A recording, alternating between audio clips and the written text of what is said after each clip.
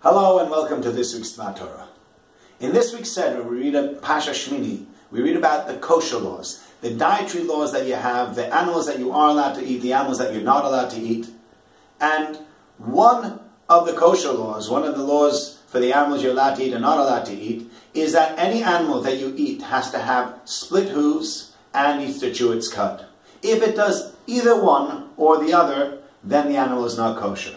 But that's not good enough. The Torah seems to make a fuss of this. And the Torah says, if you, for example, have a pig has split hooves, but does not chew its cud.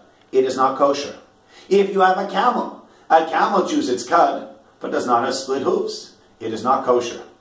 If you have a hare or a rabbit, it chews its cud, but it does not have split hooves. It's not kosher.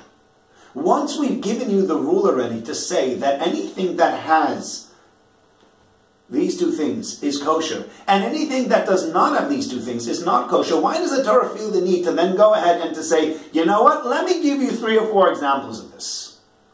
Surely, if a pig only has one of the two things, it's not kosher. I think the answer to this question has a very, very big impact on the way we have to think, and a very big impact, and should have an impact, on the way we do things. And that is, sometimes we think that if something is not 100% okay, but a little bit okay, 50% okay, 70% okay, well, 70% is not bad. It's better than nothing.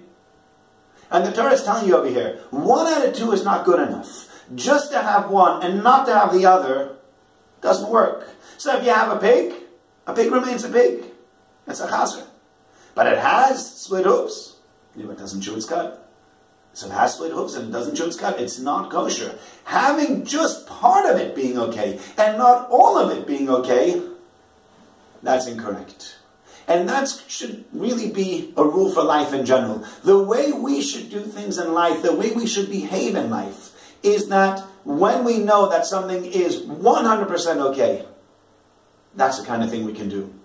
When something is not 100% okay, when something is 80% okay, 70% okay, 90% okay, that's still not 100% okay. That's not the right thing to do. Sometimes you won't have the choice. Sometimes you'll be stuck and you'll have to choose between 50% okay and 90% okay. You won't have the choice to do something that's 100% correct. Okay, so choose a thing that's best. But if you're making a choice and saying, well, there are some things about this that are correct, that might be true. There are things about this that might be correct.